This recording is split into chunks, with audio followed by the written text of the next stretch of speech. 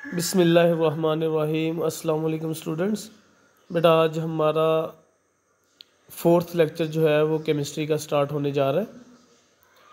इसमें बेटा आज हम अपने लास्ट टॉपिक को ही थोड़ा सा जो है एक नए तरीके से डिस्कस करेंगे। उसमें आपको दोनों चीज़ें वो बताएगा, ठीक है। अगर आपको याद हो लास्ट लेक्चर में हमने बेटा, मैं आपको दिखा भी देता हूँ, स्क्रीन पे आपको नज़र आ रहा होगा कि हमने इक्विलिब्रियम स्टेट पढ़ी थी और उसी के साथ साथ हमने फॉरवर्ड और रिवर्स रिएक्शंस के बारे में स्टडी किया था और दोनों एग्जांपल्स हमने स्टडी की थी। One is hydrogen iodide and second is of calcium carbonate, ठीक है। जिसमें हमने देखा था कि कैसे रिएक्शन के अंदर इक्विलिब्रियम स्टेट जो है वो बिल्कुल बराबर आ जाती है, क्या वजह है जिसकी वजह से इक्विलिब्रियम स्टेट एक रिएक्शन के दरमियान आती है।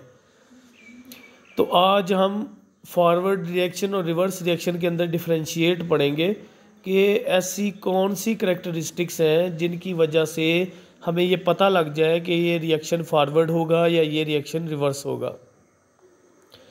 तो सबसे पहली बात हमारे पास जो फॉरवर्ड रिएक्शन की करैक्टरिस्टिक है उसमें है it is the reaction in which reactants react to form products.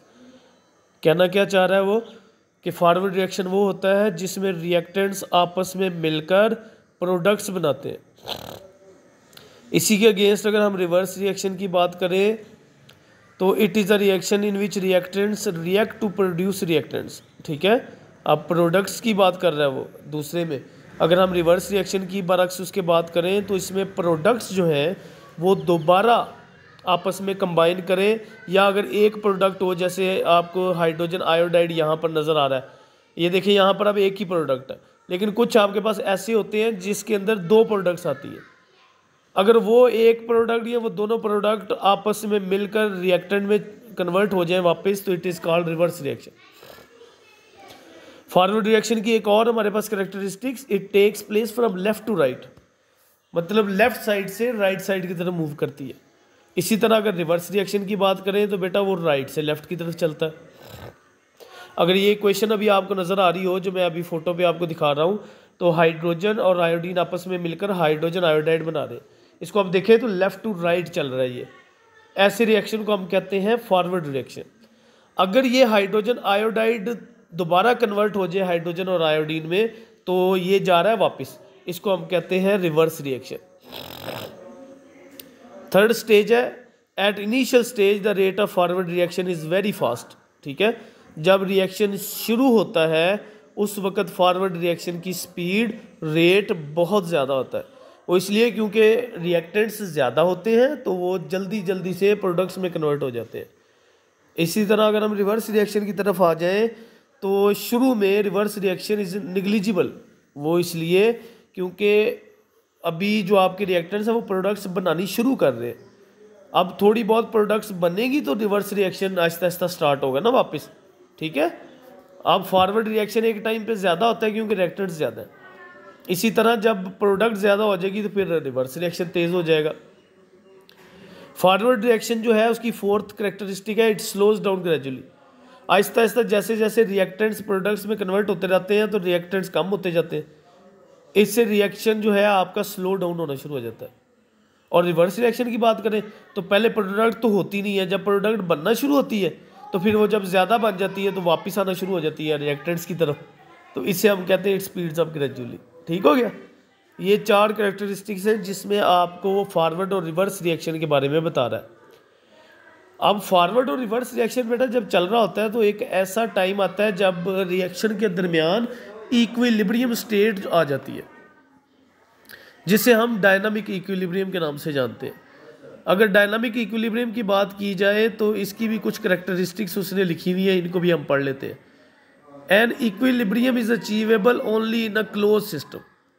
कहना वो ये चाह रहा है कि अगर आप किसी रिएक्शन का इक्विलिब्रियम लेना चाहते हैं कि वो रिएक्शन फॉरवर्ड भी बराबर चले रिवर्स भी बराबर चले, तो ये तब पॉसिबल होगा जब हम एक क्लोज सिस्टम के अंदर काम करेंगे। जैसे अगर आपको याद हो तो आपको मैंने शुरू में एग्जांपल दी थी यहाँ पर, ये कैल्शियम कार्बोनेट वाली, इसमें अगर आप देखें तो ये क्लोज रिएक्शन है, क्लोज फ्लास्क है, इसके अंदर रिएक्शन रिवर्स भी होता रहेगा और फॉरवर्ड भी होता रहेगा। इसी तरह ये वाला रिएक्शन आपको दिया था मैंने, ये हाइड्रोजन आयोडाइड वाला, इसमें भी हमने यही स्टडी किया था कि क्लोज फ्लास्क है और रिएक्शन आपका जो है दोनों तरफ जो है वो चलता रहता है। इसी तरह यहाँ पर उसने इसीलिए आपको ये करैक्टरिस्टिक लिखी हुई है जो पहली आप अभी आपको स्क्रीन पे नज़र आ रही है, and equilibrium is achieve only in a close system, कि अगर फ्लास्क क्लोज होगी, क्योंकि अगर फ्लास्क ओपन होती है तो गैस तो निकल जाएगी बाहर, तो रिएक्शन दोबारा वापस नहीं आएगा। सेकेंड है एट इक्विलिब्रियम स्टेट और रिएक्शन डज नॉट स्टॉप। ठीक है, जब रिएक्शन के अंदर इक्विलिब्रियम आ जाता है तो रिएक्शन हर वक्त चलता रहता है, कभी फॉरवर्ड कभी रिवर्स, कभी फॉरवर्ड कभी रिवर्स। ठीक है, इट डज नॉट स्टॉप। ये तब होता है जब रिएक्शन इक्विलिब्रियम स्टेट पे आ जाए। थर्ड करेक्टरिस्टिक है आप at equilibrium state the amount of reactants and products do not change, even physical properties like colour density etcetera remains the same. कहना क्या चाह रहा है वो, कि जब रिएक्शन इक्विलिब्रियम होता है तो रिएक्टेंट्स और प्रोडक्ट्स नॉर्मल जो उनकी क्वांटिटी मौजूद है वही रहेगी, क्योंकि जो रिएक्टेंट्स प्रोडक्ट्स में कन्वर्ट होंगे वही प्रोडक्ट दोबारा रिएक्टेंट्स में कन्वर्ट हो जाएगी।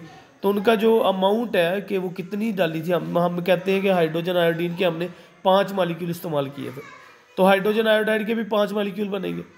अगर वही हाइड्रोजन आयोडाइड दोबारा ब्रेक डाउन होता है तो उसके भी फिर हाइड्रोजन आयोडीन दोबारा पाँच आपके पास आ जाएंगे। तो इनकी अमाउंट में कोई चेंज नहीं आता। फोर्थ है आपके पास an equilibrium state is attainable from either way. ठीक है, मतलब अगर रिएक्टेंट्स को प्रोडक्ट में कन्वर्ट करें तब भी और जब प्रोडक्ट्स को रिएक्टेंट्स में कन्वर्ट करें तब भी इक्विलिब्रियम जो है वो अटेन हो सकता है। फिफ्थ है N equilibrium state can be disturbed and again achieved under the given conditions of concentration, pressure and temperature. Equilibrium तोड़ भी जा सकता है, दोबारा उसको दोबारा भी वापस ला सकते हैं। इक्विलिब्रियम टूटता कैसे, अगर आप फ्लास्क ओपन कर दें इक्विलिब्रियम ख़त्म हो जाएगा आपका। अगर आप दोबारा गैस उसमें डाल के दोबारा बंद कर दें तो इक्विलिब्रियम दोबारा आपका एक टाइम आएगा अचीव हो जाएगा। ठीक है, तो इक्विलिब्रियम को अटेन किया जा सकता है, आप अपनी मर्ज़ी से उसको कंट्रोल कर सकते हैं। आज का आपका जो होमवर्क है वो ये है, right the microscopic characteristics of forward and reverse reaction and learn and right the macroscopic characteristics of dynamic equilibrium. ठीक है, 2 क्वेश्चंस आज हमने किए हैं।